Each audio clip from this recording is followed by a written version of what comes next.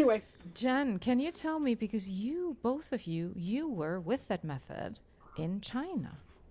I mean, that is Yes. huge, and that's amazing. We'd Please love to talk about our time in China tell briefly. me, Jen, about that. Tell us about that. Sure. So Joe was invited to teach a 7-day intensive workshop on this methodology at the Shanghai Theatre Academy, which, if you don't know, it's basically like the Juilliard of China.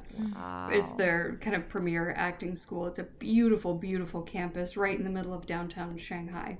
Joe and I had never been to Asia, never been to China. This is completely new for us. We basically got the invitation and looked at each other and said, well, why not? Let's go. Going to China. Let's go. Let's go to China. well, there's Even- just one point about this. Remember we talked earlier about thinking you have to know everything.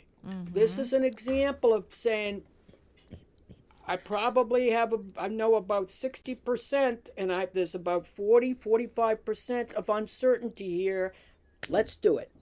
Love it. Even on the plane, So we were really still keep looking in at each other and saying, Yeah. we're going to China.